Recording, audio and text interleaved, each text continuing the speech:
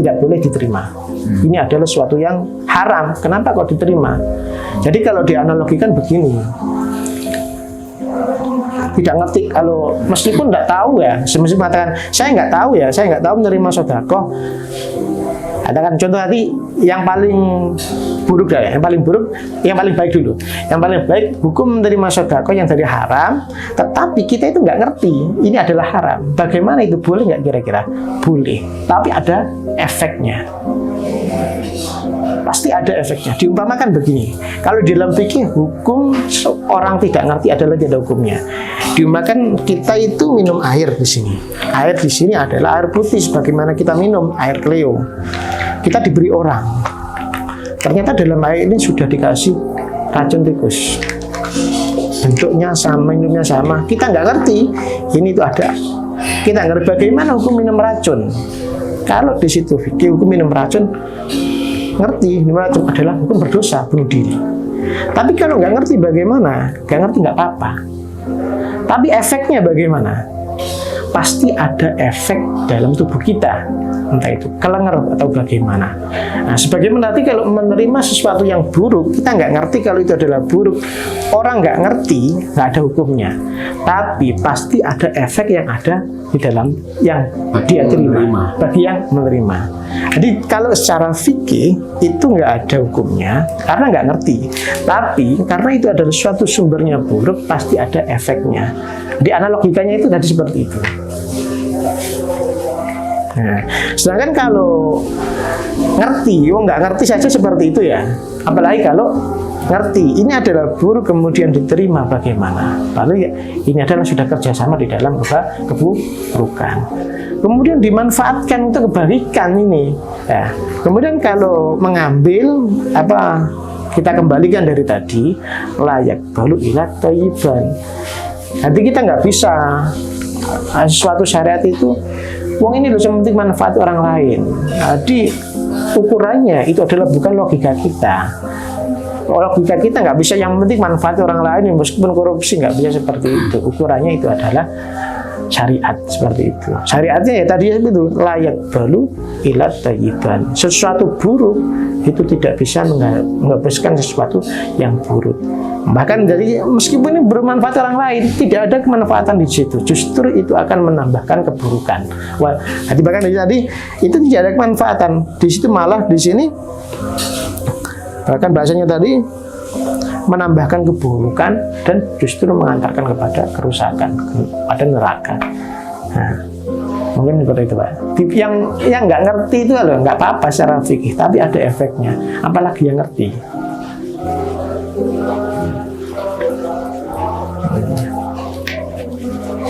Berarti kayak panitia masjid itu pun apa perlu tanya? Kalau kita tadi itu kan, oke di fikihnya itu nggak ada gitu kan, hukumnya itu kan. Bagaimana menurut kira-kira misalkan? Semestinya kalau ini untuk ibadah ya, untuk sosial, online, ibadah, untuk harus dijelaskan sebenarnya sumbernya itu dari mana, jelas. Kalau emang nggak jelas itu ya sebaik tidak diterima. Tapi yang kalau coba dia mungkin tidak sebutnya subhat, mungkin masih tidak punya haram, masih tingkat subhat, karena mungkin ini ya bisa saja uang ini campur ke dari sesuatu yang dilarang, pajak-pajaknya pabrik minum-minuman keras, rumah-rumah prostitusi kan juga masuk di situ kan, campur gitu. Itu kalau kita kembangkan di sumbangan. Jadi kalau menerima kalau masjid-masjid semestinya panitia itu ya lebih selektif gitu lah. Jadi tidak anggap yang penting jadi. Ya, kalau yang penting jadi ya nggak apa-apa. Tapi tadi efeknya itu pasti ada. Itu yang tampilnya di koran. kadang-kadang kita itu pernah ya masjid yang tua, yang jelek, sepuh, tapi rasanya itu beda. Ayam. Ya mungkin itu yang masjid yang bagus. Panas menjual. Ya mungkin turun dulu gak berani ya. Ya mungkin itu ya pengaruh biasa saja. Mungkin kalau coba Ini kita Pak Dedi kalau tuh masjid apa dulu peninggalan lama-lama kadang jelek lantainya itu, tapi ayam di dalamnya. Mungkin ya itu. Iya, agar yang merasa nomor. Artinya secara fisik pun walaupun itu kayak dibahas terus, soalnya tekan Masjidil Haram, Di Amerika.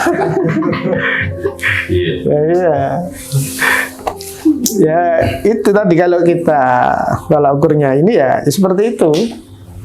Yang Allah itu baik, layak balu ita thayyiban. Keburukan itu tidak bisa habis. berarti ya kembali kepada pribadi masing-masing. Yo lah itu barang nggak bener ya wis ojo diamal. Oke kan gitu dong. Kan? Kalau itu memang konsepnya seperti yang dibacakan tadi. Iya. Memahami bahwa hasilnya memang dari hasil yang nggak baik gitu. Makanya Nabi itu jauh dari dulu itu sudah memberi wasiat. Besok itu ada waktu orang itu gak ngerti, gak ngereken mana yang halal, mana yang haram. Saya tiza melayu balil mar'u ma ukhida minhu minal halali au minal harami. Ya itu yang kita rasakan sekarang ya seperti itu kan.